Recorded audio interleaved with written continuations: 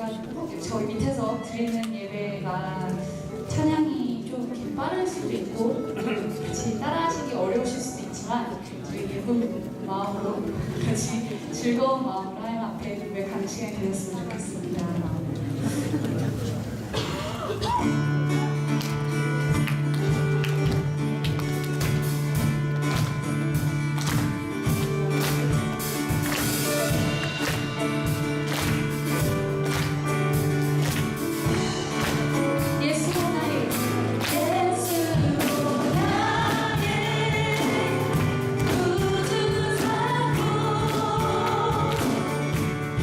성령과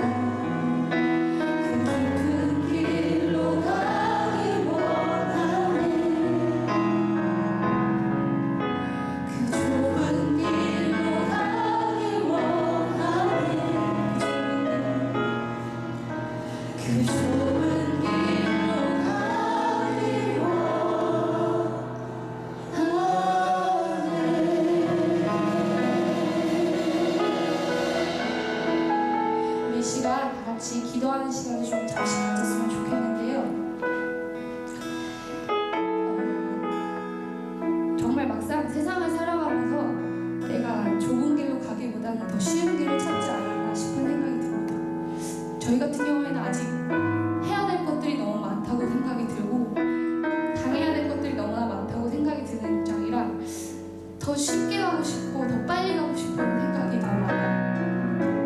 누군가가 나한테 좁은 길로 가, 더 느리게 기도되라고 이야기해주는 사람은 없는 것 같아요. 근데 우리가 지금 이렇게 부르고 고백한 찬양이 예수님께서 사셨던 그런 것들이 내가 빠르고 쉬운 길로만 갔던 길들을 다시 생각하게 되면서 그것이 정말 하나님께서 원하시는 일이 아니었구나 라고 다시 한번 생각하게 됩니다. 여러분들도 찬양을 비롯해서 또 본인들의 삶들을 다시 한번 되돌아보는 시간을 가지셨으면 좋겠는데요. 그것들을 모두 다 내려놓고 내가 만약 정말 주님께서 원하시는 삶을 살지 못했다 라고 생각이 드신다면 다시 한번 내려놓고 고백하고 다시 한번 내 삶을 되돌아보는 시간을 가지셨으면 좋겠습니다. 기도하시겠습니다. 주님 아버지, 저는 알면서 그렇게 했습니다. 그 좁은 길로 주님께서 가셨던 길로 가야 하지만 더 빨리 가고 싶었어요. 더 높이 가고 싶었습니다. 주님 더 쉽게 가고 싶었습니다. 주님께서 어떻게 사셨는지 다시 한번 알고 기억하고 그 길로, 그 좁은 길로 갈 수 있게 하시고 지금 제 힘으로 했어. 주님께서 함께 도움을 주셔야 합니다. 주님, 은혜 아니면 정말 이 모든 것이 은혜 아니면 이루어질 수 없어서 이 앞에서 찬양하고 주님 앞에 예배드리고 교회에 나온 것이 문제가 아니라 제가 주를 믿는다라는 것은 은혜 아니면 없겠어. 주님 알게 하여 주시고 기억하게 하여 주시고 내가 처음 잊었던 그 순간들을 기억하게 하여 주시고 주님, 주님의 행위로 주님 그 믿는다고 말하지 않게 하시고 그 주를 믿는다고 함으로써 해방이 없는 믿음으로 나아가지 않게 하여 주시고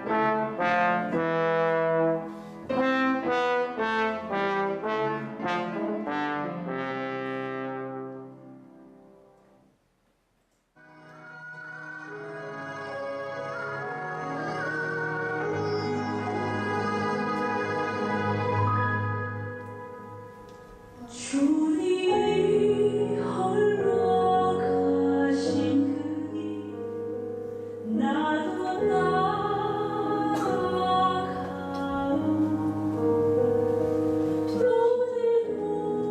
모든 돌과 피살리시 그 길을 성경을 상고하거니와 이 성경이 곧 내게 대하여 증거하는 것이로다. 요한복음 5장 39절 말씀. 19세기 말 한번도는 하나님의 말씀이 돌무지 곧 말씀이 땅 끝이었다. 그렇지만 하나님은 조선을 향한 열정의 사람들을 준비하셨다. 한글 성경의 필요성을 처음 깨달은 이는 스코틀랜드 출신의 중국 선교사 존 로스였다. 로스 선교사는 중국과 조선의 국경 부근에서 서상윤, 백홍준, 이은찬을 만나 한글 성경 번역에 착수했다. 1882년 9월 만주에서 성경이 한글로 번역되기 시작하던 때 일본에서는 미국 교회에 한국 선교를 간절히 요청하여 한국의 마케도니아인이라는 이름을 얻은 한학자 이수정이 루이스 선교사의 권유로 성경 한글 번역을 시작했다. 이처럼 성경은 만주와 일본 등 한반도 밖에서 한글로 번역되었고 선교사보다 앞서 한반도에 들어왔다. 그리하여 1885년 제물포를 통해 조선에 들어온 첫 선교사의 손에는 한글 성경이 들려 있었다. 조선 땅을 깨우는 관문이었던 만주와 일본에 먼저 이들을 보내서 만나게 한 것은 결국 한글 성경을 주시기 위해 하나님이 섭리하신 사건이었다. 만주에서 최초의 한글 성경 번역을 통해 조선 선교의 꿈을 키운 로스 선교사는 사랑하는 아내와 네 자녀를 잃었다. 그러나 그는 조선을 향한 선교와 성경 번역의 소망을 내려놓지 않았다. 평생을 번역위원장으로 일하며 성경 번역을 이끌었던 언더우드 선교사는 건강을 제대로 돌보지 못하고 57세에 하나님의 부르심을 받았다. 근대 교회 선교자 아펜젤라 선교사는 목포에서 열리는 성경 번역자 회의를 위해 항해하던 중 선박사고를 만나 44세에 순직했다. 게일 선교사는 아내와 아들을, 피터스 선교사는 아내를, 레이놀스 선교사는 첫 아들을 양아진에 놓는 아픔을 겪었다. 이들은 한신을 통해 하나님의 말씀 성경은 한글로 옮겨졌고 나의 것이 될 수 있었다.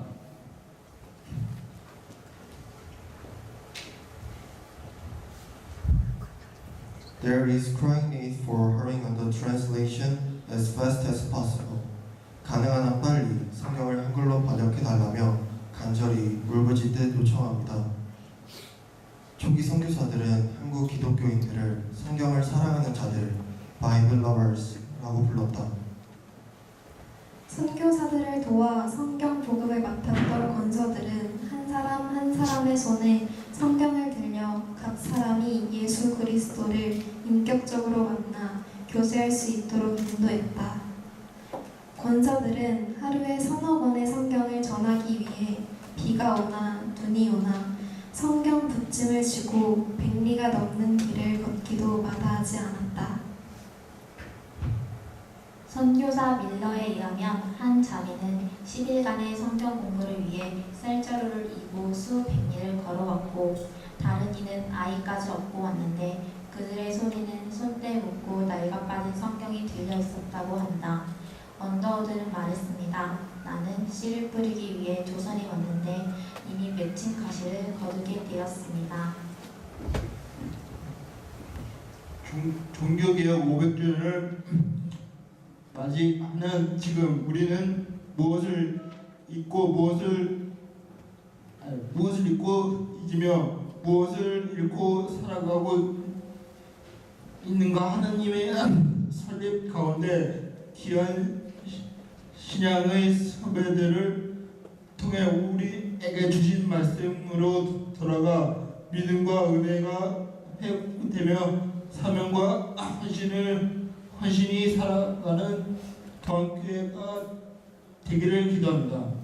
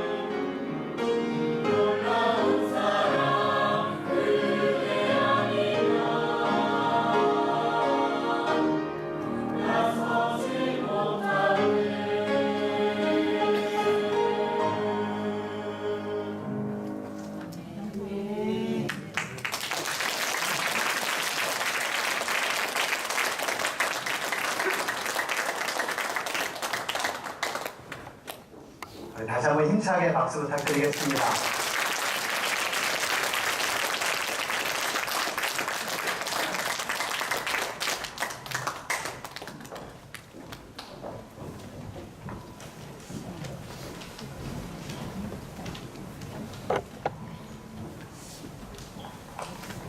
감사합니다. 오늘은 종교개혁 500주년을 기념하는 주일입니다. 루터가 독일의 비텐베르크 성당에 95개 교회의 반박문을 내걸므로써 촉발된 종교개혁은 당시 타락하고 부패한 카톨릭의 적폐를 청산하고자 함은 물론이거니와 중세의 암흑에서 근대화를 이루어내는 계기가 되었습니다.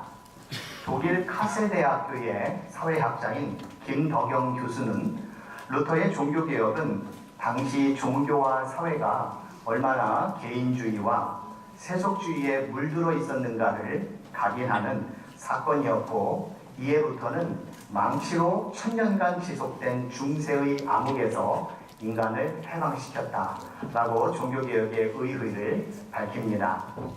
그럼에도 불구하고 지금의 한국 개신교는 굉장히 타락해 있다라고 그는 그렇게 보고 있습니다. 지금의 한국 개신교는 루터 종교개혁 직전의 유럽 교회 상태와 별로 다르지 않아 보이며 루터의 종교개혁에 맞먹는 그런 개혁이 필요하다라고 그는 말하고 있습니다. 박흥식 서울대 교수는 그의 책 미완의 개혁가 마르틴 루터라고 하는 책에서 한국 교회의 풍경을 이렇게 설명합니다.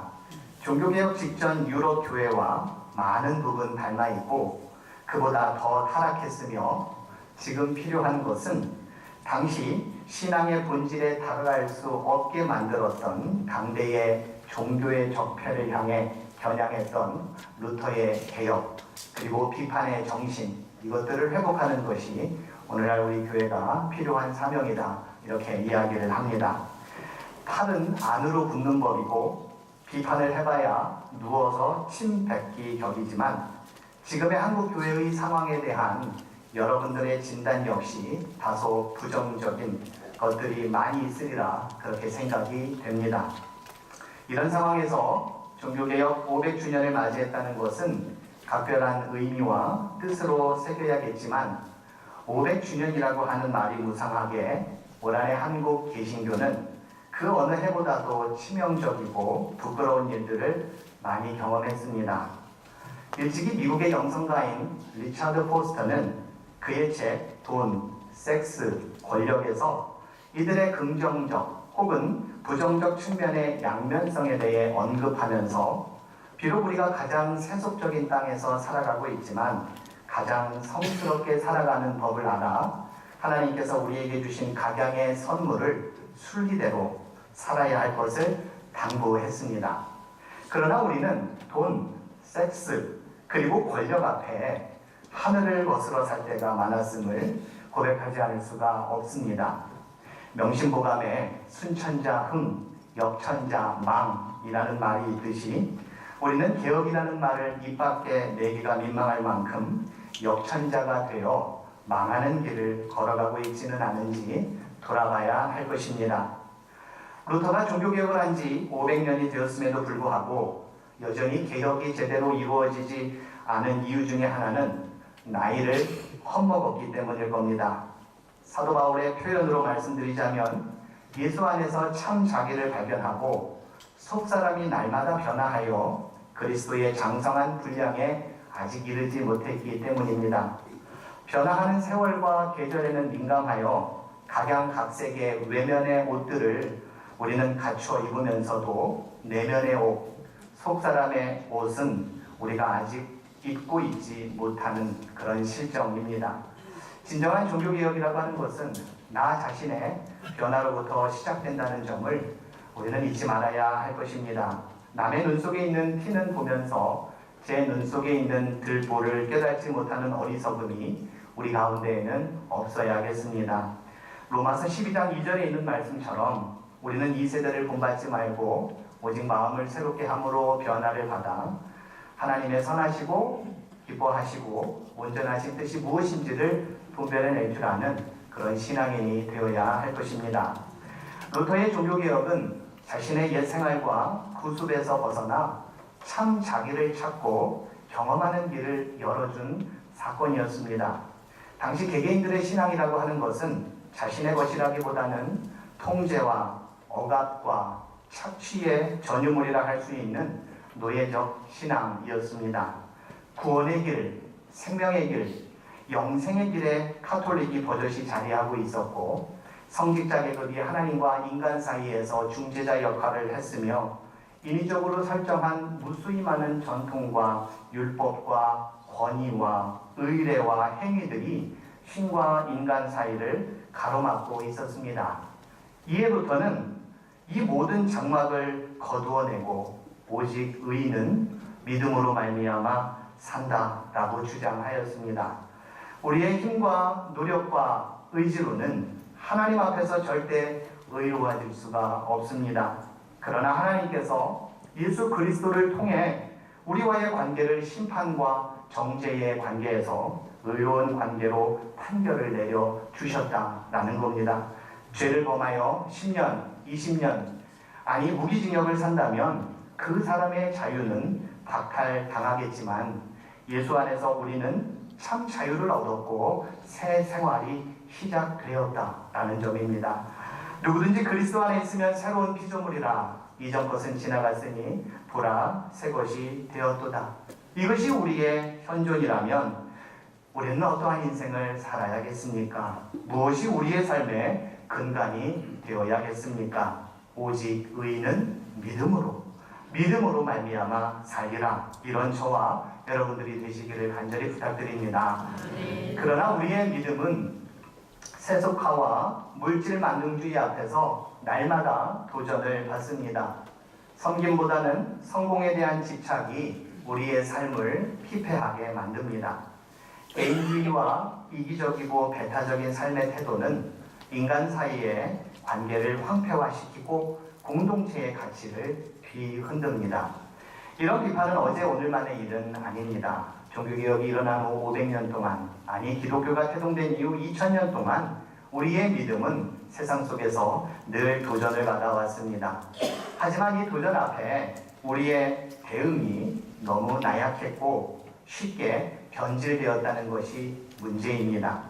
역사학자인 토인비에 의하면 자연 조건이 지나치게 좋은 환경에서는 문명이 나타나지 않았다고 합니다.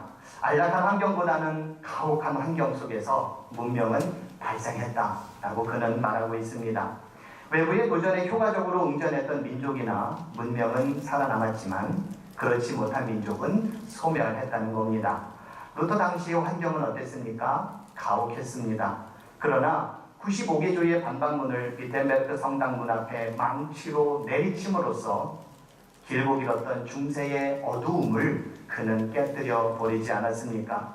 오늘날 그리스도인들과 교회 역시도 수많은 도전 앞에 직면해 있습니다. 무엇으로 이 도전을 극복해낼 수 있겠습니까? 그것은 바로 복음입니다.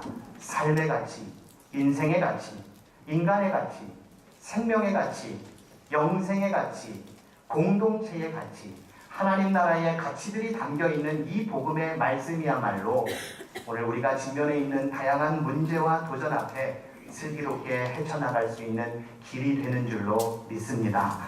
루터는 어느 특정 계층이나 권력자들에게만 읽혀지는 성경을 거부하고 헬라어로 된 성경을 5개월 만에 독일어로 번역하여 모든 사람들에게 차별과 구별이 없으신 하나님의 말씀을 전해 주었습니다. 좀 전에 영상에서도 우리가 보셨듯이 성경이 한국어로 번역되고 전해지게 되는 것 얼마나 소중하고 얼마나 감사한 일입니까? 여러분, 선교사들이 무슨 득이 있어서 이역말리기를 마다하고 한국 땅까지 왔겠습니까? 권서들이 무슨 기쁨이 있길래 성경책 몇 권을 들고 100리, 200리 길을 걸어야만 했겠습니까? 어린아이를 뒤엎고 쌀 한 자루를 짊어지고 그 먼 거리를 걸어 말씀 사경회에 참여하려고 했었던 분들의 이유가 무엇이었겠습니까? 그것이 바로 복음의 능력입니다. 그저 듣기 좋은 말, 즐겁고 유쾌하게 들을 수 있는 말 정도라면 이렇게까지 하지는 않았을 겁니다. 비록 성경 전체는 다 이해할 수 없지만 그 말씀이 주는 은혜와 감격과 기쁨과 감사, 그리고 회개, 소망, 변화, 회복, 이런 능력들이 하나님의 말씀을 통해 얻어지기 때문 아니었습니까? 바울은 로마서 1장 16절에서 내가 복음을 부끄러워하지 아니하노니 이 복음은 모든 믿는 자들에게 구원을 주시는 하나님의 능력이 된다고 말하고 있습니다. 하나님의 나라는 말에 있지 않다고도 말합니다. 그러면서 능력이 있다 라고 바울은 말하고 있지 않습니까? 말만 무성한 그리스도인, 말만 번지르르 한 설교, 입만 살아있는 교회가 아니라 복음의 능력이 각자의 삶에 나타나는 그리스도인, 이것이 우리가 추구하는 삶인 줄로 믿습니다. 세월이 가면 사람들은 모두 변합니다. 어려서 그럴 수도 있고 어리석어 그럴 수도 있습니다. 어쩔 수 없이 변하기도 하고 줏대가 없고 정체성이 없어서 변하기도 합니다. 이익을 쫓아 변하기도 하고 가진 것을 잃기 싫어서 변하기도 합니다. 나이가 들어 주름이 생기고 백발이 되어 늙어가는 변화는 어쩔 수 없다 하더라도 정작 여러분들은 어떤 변화를 원하십니까? 추하게 변하기보다는 곱고 아름답고 깊이 있는 모습으로 거듭 태어나기를 우리 모두는 원하지 않습니까? 종교개혁 500주년을 맞이함에도 불구하고 오늘의 기독교가 추하게 변해가고 있다면 우리는 다시 한번 우리 존재의 근원을 깊이 생각해 보아야 할 것입니다. 나는 누구였었던가? 우리는 어떤 존재여야 하는가? 40대 후반에 11번째 아이로 낳은 막내가 사제서품을 받고 임지로 떠나는 날, 어머니는 작은 보따리 하나를 건네며 어렵고 힘든 일이 있을 때마다 풀어봐라 하셨답니다. 막내 신부는 궁금함을 참지 못하고 바로 풀어봤고 그리고 목이 메어 한참을 울었습니다. 보따리 안에는 막내 신부가 갓난아기 때 입었던 베네 저고리와 함께 편지 한 장이 있었습니다. 사랑하는 막내 신부님은 원래 이렇게 작은 사람이었음을 기억하십시오. 노년이 들어 임종하시기 전 이 어머니께서는 자신이 죽거든 묘비명에 이렇게 쓰라고 부탁했답니다. 더 힘써 사랑하지 못했음을 서러워하노라. 500이라는 숫자는 단지 숫자에 불과합니다. 중요한 것은 하루를 살더라도 그답게, 그 사람답게, 윤동주 시인의 말을 빌리자면 하늘을 우러러 한 점 부끄러움이 없기를 잎새에 이는 바람에도 괴로워하면서 하루하루를 살아가는 것입니다. 종교개혁 500주년을 자랑하기보다는 오늘 우리의 신앙과 삶의 거울로 삼아 오직 믿음, 오직 말씀, 오직 은혜의 삶으로 거듭나는 우리 동안교회 성도님 모두가 되시기를 주님의 이름으로 기도드리겠습니다.